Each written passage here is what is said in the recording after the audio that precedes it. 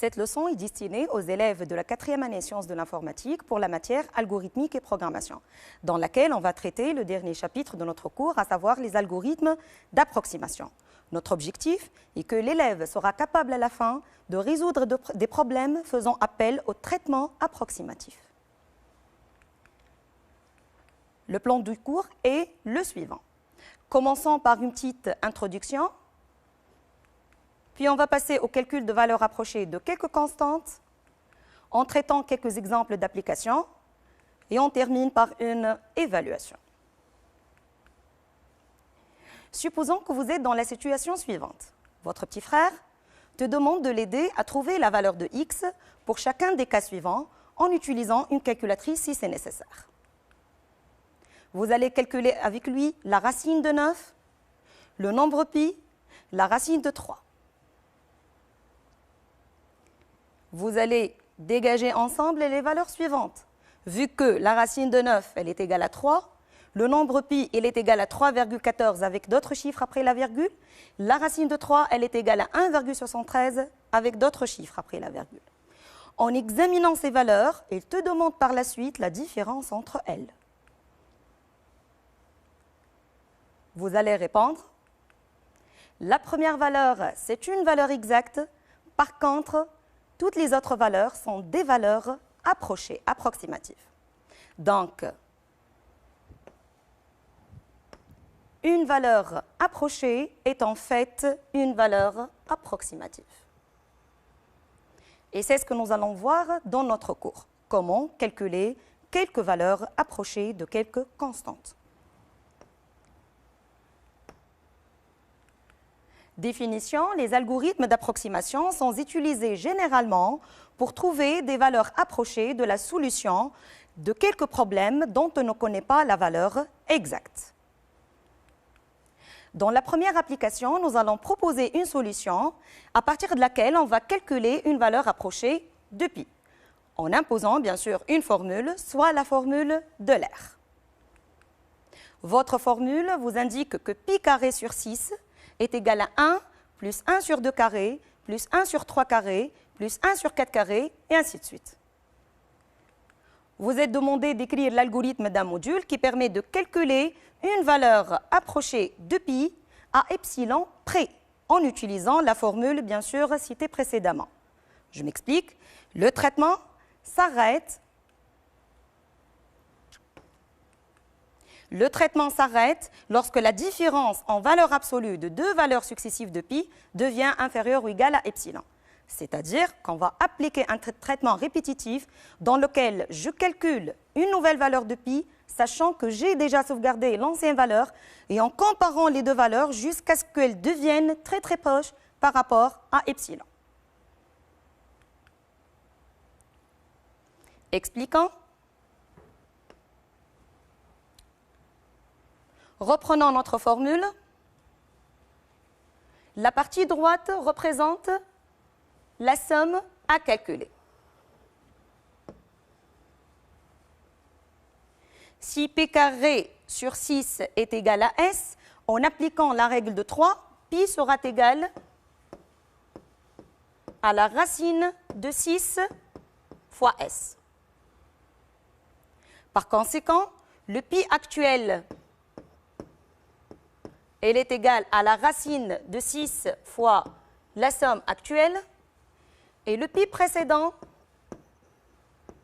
elle est égale à la racine de 6 fois la somme précédente. C'est-à-dire, nous aurons besoin de deux variables. Dans la première, je sauvegarde la somme précédente, et dans la deuxième, je calcule la somme actuelle. Soit la somme suivante. Donc, on va initialiser notre somme actuelle à 1. Une fois sauvegardée cette somme dans la variable somme précédente, on va passer à la nouvelle somme en ajoutant le terme suivant. Remarquez bien, dans l'écriture, votre terme est composé par la fraction 1 sur compteur au carré. Remarquez bien que votre compteur est initialisé à 2.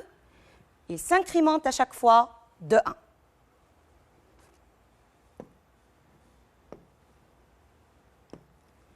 Dégageons ensemble l'algorithme de notre fonction. L'entête contiendra bien l'epsilon qui est donné dans l'énoncé de l'exercice et elle retourne un résultat de type réel. Les initialisations évoquées précédemment, donc la somme actuelle initialisée à 1, le compteur initialisé à 2. Dans l'énoncé, nous avons indiqué qu'il s'agit d'un traitement répétitif à condition d'arrêt. Nous utiliserons donc la structure itérative à condition d'arrêt répétée. Dans le corps de votre structure, vous allez sauvegarder la somme précédente, comme nous l'avons mentionné précédemment. Donc, soit SP reçoit SA. Et en recalculant de nouveau la somme actuelle en ajoutant le terme suivant. Donc, somme actuelle reçoit somme précédente plus 1 sur I fois I. Et pour passer d'un terme à l'autre, qu'est-ce qui va changer? Oui, c'est le compteur qui va s'incrémenter de 1. Le traitement s'arrête lorsque les deux valeurs de pi deviennent très proches par rapport à epsilon. Je rappelle que pour calculer pi, on va appliquer la règle de 3 qui dit bien que pi sera égal à la racine de 6 fois la somme que vous avez calculée, soit la condition d'arrêt suivante. Donc la racine de 6 fois SA représente le pi actuel et la racine de 6 fois SP représente le pi précédent. Autrement dit, la valeur absolue du pi actuel moins le pi précédent, elle est inférieure ou égale à epsilon. C'est votre condition d'arrêt qui dit bien que les deux valeurs sont très proches.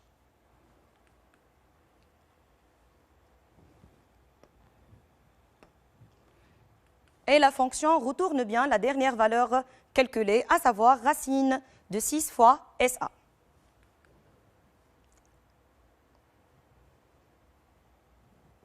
Les objets locaux utilisés dans cette fonction sont les suivants.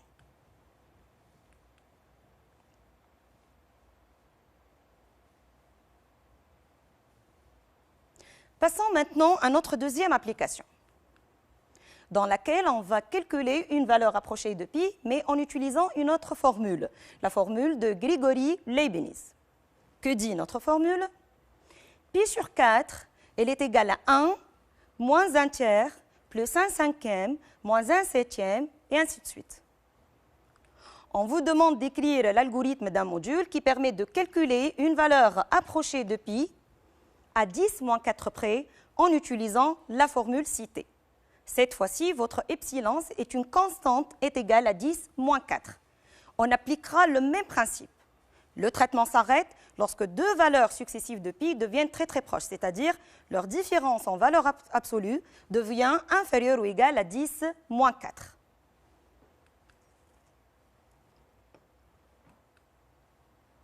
Expliquons.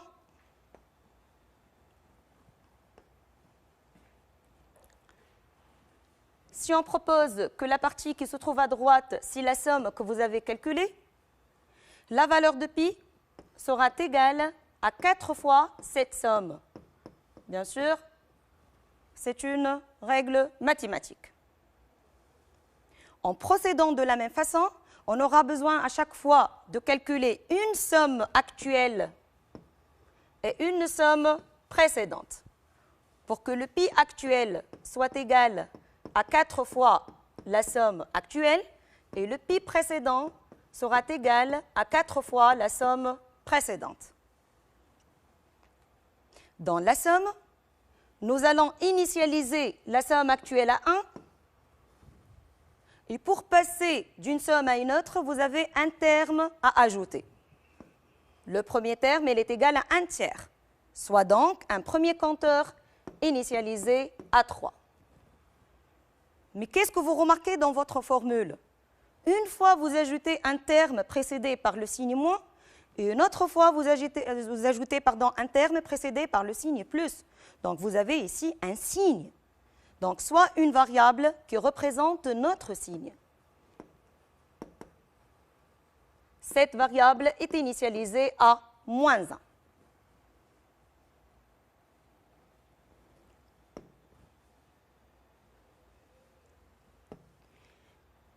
L'algorithme de la fonction calcul pi.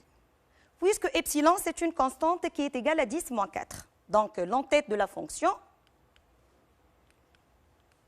sera la suivante. dfn calcule pi sans paramètres. Et elle retourne bien un résultat de type réel.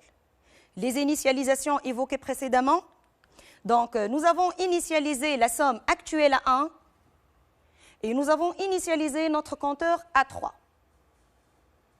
Et pour représenter le signe, nous avons utilisé une variable initialisée à -1. Puisque le traitement est un traitement répétitif à condition d'arrêt dans lequel je sauvegarde la somme précédente et je recalcule de nouveau la somme actuelle. Donc, soit la boucle répétée dans laquelle on a sauvegardé SA dans la variable SP. Recalculant de nouveau la somme actuelle, elle est égale à la somme précédente plus le signe fois 1 sur i. Voici votre signe multiplié par 1 sur i. Pour passer au terme suivant, qu'est-ce qui va changer? Regardons bien notre formule. Oui, très bien. Le i va s'incrémenter de 2 et le signe prend son état contraire. Signe sera remplacé par moins signe. Nous avons dit que le traitement s'arrête lorsque deux valeurs de pi deviennent très très proches par rapport à 10-4, soit donc la condition d'arrêt suivante. Donc, la différence en valeur absolue entre le pi actuel et le pi précédent est inférieure à 10-4, c'est-à-dire 0,0001.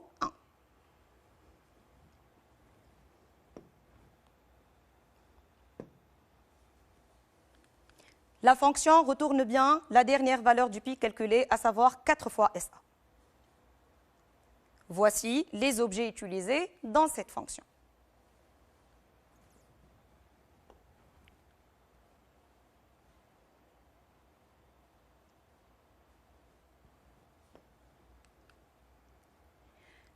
Terminons par une évaluation telle que l'énoncé est le suivant. Soit la formule permettant de calculer une valeur approchée de cosinus x. Regardons bien notre formule. Cos x est égal à 1 moins x carré sur factoriel de 2 plus x4 sur factoriel de 4 moins x à la puissance 6 sur factoriel de 6 et ainsi de suite. On vous demande d'écrire un module qui permet de calculer une valeur approchée de cos x à 10-4 près, en appliquant la formule donnée précédemment. X est un réel donné en paramètres. Bien sûr, le traitement s'arrête lorsque deux valeurs de cosinus de x deviennent inférieures ou égales à epsilon, 10-4 c'est-à-dire. Expliquant, on va appliquer le même principe. Donc, soit S représentant une somme, la somme que vous êtes en train de calculer. Et vous êtes demandé de calculer de cosinus x, c'est-à-dire vous allez calculer à chaque fois le cos x actuel et le cos x précédent, soit la somme actuelle et la somme précédente. D'après la formule, on va dégager ensemble les initialisations ainsi que les compteurs à utiliser. La somme actuelle est initialisée à 1.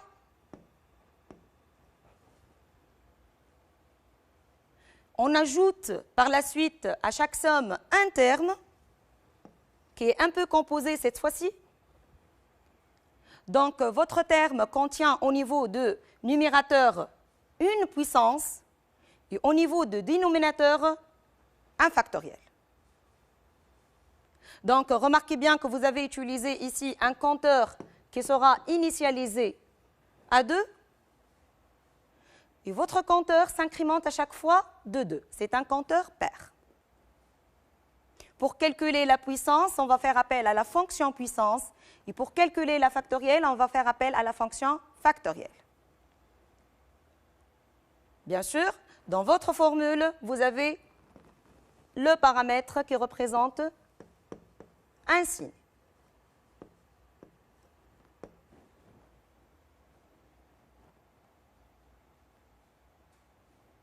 Dégageons ensemble notre solution. L'entête contiendra bien le paramètre x de type réel et elle retourne un réel, puisque x est donné en paramètres. Les initialisations évoquées précédemment sont les suivantes. Donc, nous avons initialisé la somme actuelle à 1, nous avons initialisé notre compteur à 2 et le signe initialisé à moins 1. Puisqu'il s'agit d'un traitement répétitif à condition d'arrêt, soit la structure répétitive suivante. Répéter. Qu'est-ce qu'on va répéter? On va sauvegarder à chaque fois la somme précédente et calculer de nouveau la somme actuelle, bien sûr, en ajoutant le terme suivant à chaque fois. Votre terme est composé par deux parties, soit la puissance de x par le compteur i au niveau de numérateur et la factorielle de i au niveau de dénominateur. Qu'est-ce qui va changer d'une somme à une autre? Oui, c'est votre compteur i qui va s'incrémenter de 2 et votre signe qui prendra son état contraire. Le traitement s'arrête lorsque les deux valeurs se rapprochent par rapport à epsilon. Comme nous l'avons dit, lorsque la somme actuelle, qui représente bien le cosinus, et la somme précédente, leur différence en valeur absolue devient inférieure à 0,0001. La fonction retourne à la fin la dernière somme calculée, à savoir SA.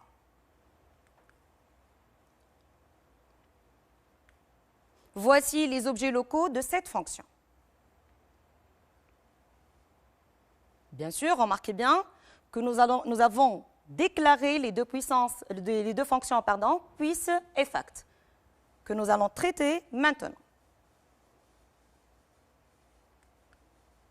La fonction puissance. Je rappelle les formules mathématiques permettant de calculer la puissance. X puissance 0 est égal à 1 et x puissance n est égal à x multiplié par x à la puissance n moins 1. Dans quel cas? Lorsque n est strictement positif. Et x puissance n, elle est égale à 1 sur x à la puissance moins n lorsque n est négatif. Par conséquent, on peut dégager facilement une version récursive pour notre fonction. Je rappelle qu'un module récursif, c'est un module qui fait appel à lui-même dans son propre corps avec changement de un ou plusieurs paramètres.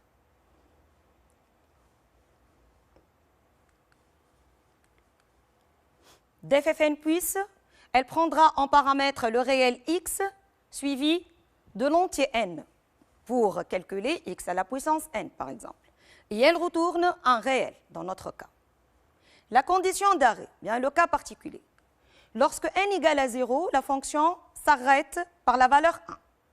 Sinon, si n est positif, alors la fonction fait appel à elle-même, puis reçoit x multiplié par l'appel de la fonction à elle-même en changeant le paramètre n par n-1. Sinon, lorsque n est négatif, c'est-à-dire la fonction fait appel à elle-même, puis reçoit 1 sur fn puisse de x à la puissance moins n. Je rappelle que factoriel, je vais écrire la notation mathématique, factoriel de 0, il est égal à 1. Factoriel de 1, il est aussi égal à 1. Et pour tout entier supérieur à 1, la factorielle de n, elle est égale à n fois factoriel de n moins 1.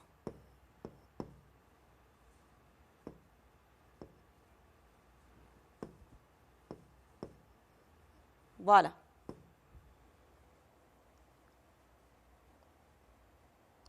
En examinant cette formule, on peut dégager ensemble la version récursive de la fonction fact.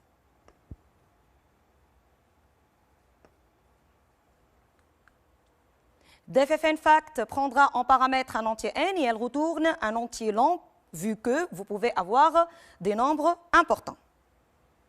La condition d'arrêt, si n inférieur ou égal à 1, c'est-à-dire si n égale à 0 ou n égale à 1, alors fact reçoit 1. Sinon, la fonction fait appel à elle-même. Fact reçoit n fois la factorielle de n-1.